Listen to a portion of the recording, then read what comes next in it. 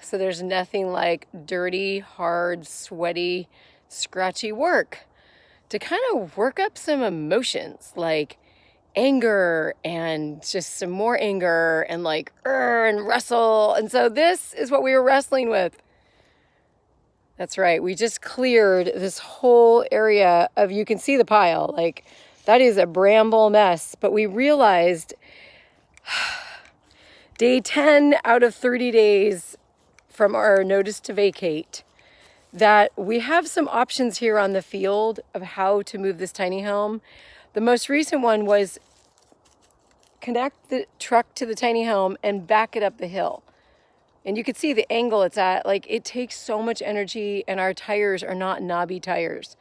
So the best thing would be downhill. Well, this is the area where our truck got stuck only, I would say, a month and a half ago.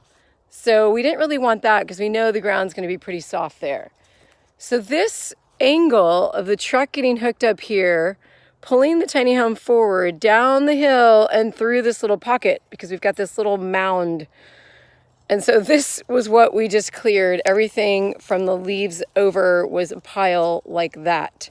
And we just slid it on over, and it felt good. You know, it's the kind that you're moving stuff, and whether it's right or wrong, like the thoughts that are going through my head about being angry towards the owner that's making the movements, and, you know, just all things that now that as I'm talking, I'm back to, like, what was it, day 9 or day 8 when I said everything happens for a reason.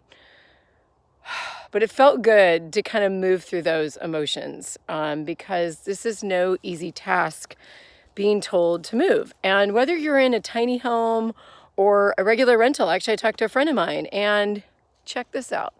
He paid over the last 10 years $300,000 in rent. Now, a lot of people actually do not want to do that number, but I challenge you, watching this video, if you're a renter, how much rent have you paid in the last 10 years? There's 2 of those, 5. Because we added ours up after 7 years. It was like, oh, $100,000 that we do not get to own anything. Well, that is worth $100,000. However, we don't own the land.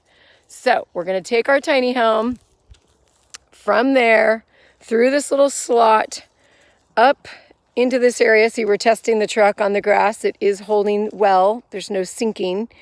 Up, banking around, and out of there to the next journey, which will be Ukiah, where my parents have a house. Our friend has a lot, and we will go. But I was realizing in this whole, like, pulling the things out, I was also thinking about friends that have showed up for me and haven't showed up, and really, like, asking for help. Who would I ask for help with? Do we need help? All those emotions were going on. And what really I come back to is we're pretty damn resilient. We've had a builder go bust on us. We've had the challenges of just traveling on the road and driving our tiny home.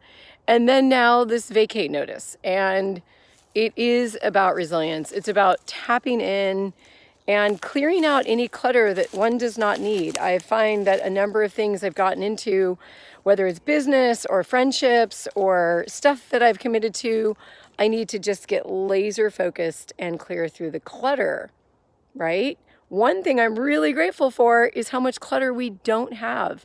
This move and how few little clutter we have or stuff that we have actually makes it easier to move. And we're going to get really focused on making this area. Now, right now it's really high. It won't be this high when we're on flat ground.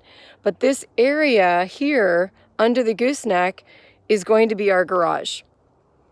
And we've determined things like camping gear, maybe the mat or the pad where people come and stay, and we don't have our Murphy bed in the house anymore. Just making our home work for us.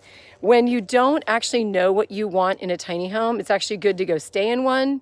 It's good to move into a smaller space. It's good to actually put tape down on the ground. There's lots of ideas for how to move your life towards going tiny. And I'd love to talk with you about them. So if you're interested in going tiny and you're not quite sure who's going to build your home, how to get it financed, or where to park it, well, we've been dealing with those kind of questions and solving them. one by one. So check out experiencetinyhomes.org. That is where you can sign up for your consult, 20 minutes, and we can just talk about where you're at now, where you're headed, and if there's something that you're needing support with, then we can talk about working together. All right, you guys, check out experiencetinyhomes.org, at Experience Tiny Homes on YouTube, Instagram, and Facebook. Have a blessed day. Gorgeous, gorgeous day. Check this out.